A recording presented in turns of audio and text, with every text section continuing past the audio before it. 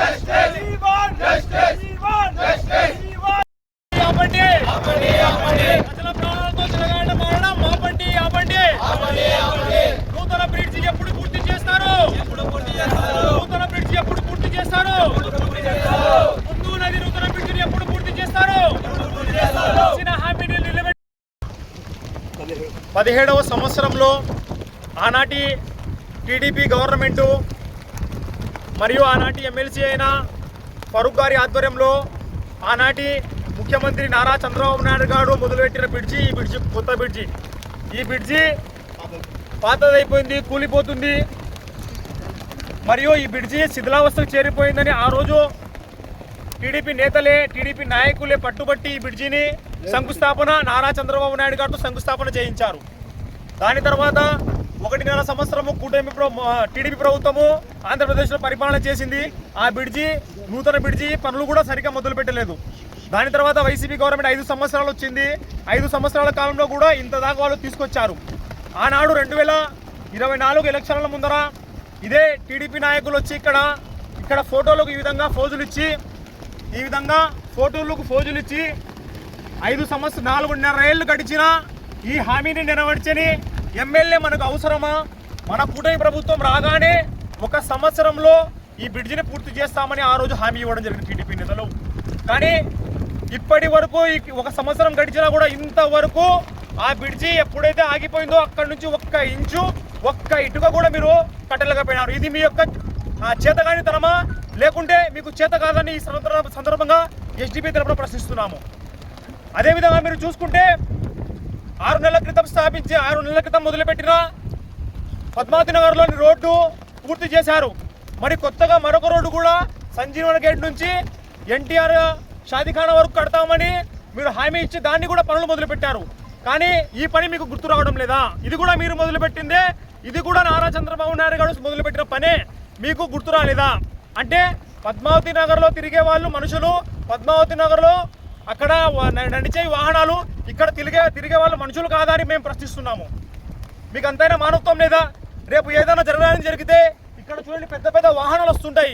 ఏదైనా జరగడానికి జరిగితే ఈ బ్రిడ్జి కూలిపోయి ఎవరైనా ప్రాణాలకు ఇబ్బంది కలిగితే, ప్రాణాలు పోతే దానికి ఎవరు బాధ్యత? ముఖ్యంగా మీరు న్యాయశాఖ మంత్రి మరియు మైనార్టీ మంత్రి, ఒక మంత్రివర్యులు అయిన నియోజకవర్గంలో ఈ దుస్థితి ఉంటే మరి రాష్ట్రమంతా ఏ విధంగా ఉంటుందో మనం ఒకసారి ఆలోచించాలని ప్రజలను కోరుతున్నాము. ప్రజలు కూడా ప్రతి ఒక్కరు డిమాండ్ చేస్తున్నారు. ఇది శిథిలావస్థకు చేరిపోయింది, రాకపోకలకు ఇబ్బందిగా ఉందని ఎంత వేడుకుంటున్నా వీళ్ళు ఒక ఇటుక కూడా పెట్టలేకపోతున్నారు. ఇది మీ యొక్క అసమర్థతకు నిదర్శనమే ఈ కుందునది బ్రిడ్జు. ఇప్పటికైనా మీరు కళ్ళు తెరవండి. దయచేసి ఈ బ్రిడ్జి నిర్మాణము మీరు అనుకుంటే మీతో అవుతుంది, మీరు అనుకుంటే 3 నెలల్లో పూర్తి చేయొచ్చు. కానీ మీరు అనుకోవడం లేదు.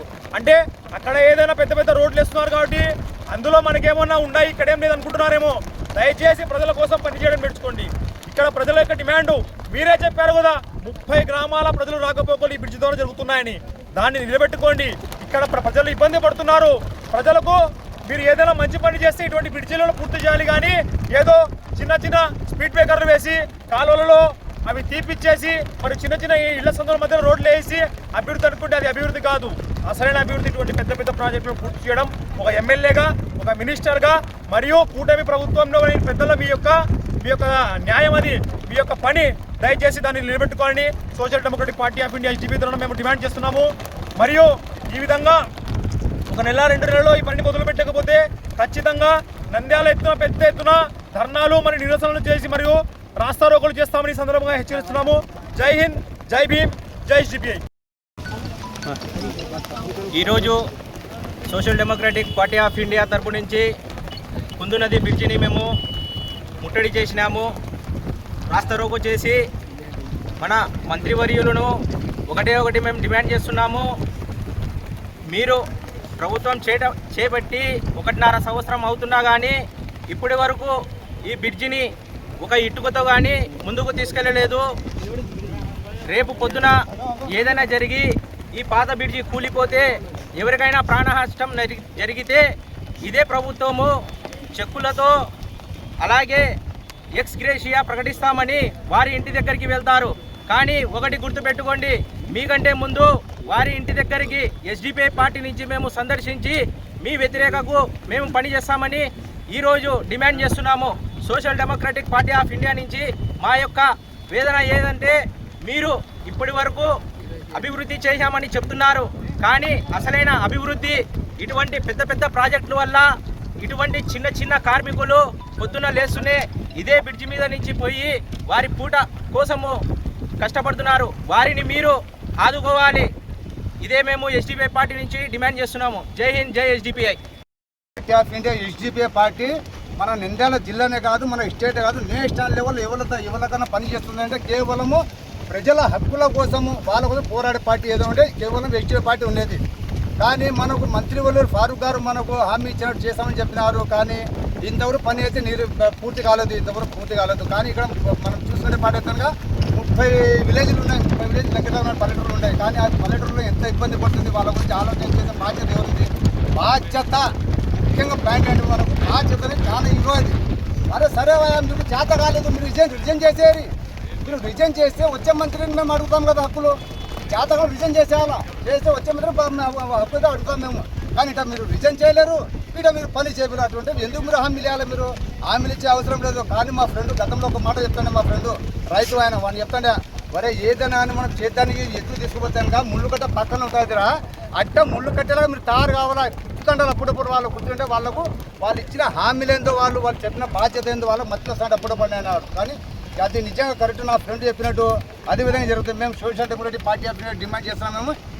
ఏదైనా కానీ జరగాలి, బ్రిడ్జి మీద ఏదైనా జరిగితే ఒకవేళ దానికి ఏమి ఇస్తారు? మీరు చెక్కు రూపంలో ఒక అమౌంట్ ఇస్తారు మీరు అంతే. అది కానీ ఆ చెక్కు రూపంలో అమౌంట్ ఇచ్చాక ముందే మీరు ఏదైనా ప్రాణ నష్టం జరగకముందే ఏదైనా కానీ మీరు చేయాలని మేము ఎస్డిపిఐ డిమాండ్ చేస్తున్నాము, కోరుతున్నాము. జై ఎస్డిపిఐ, జై హింద్.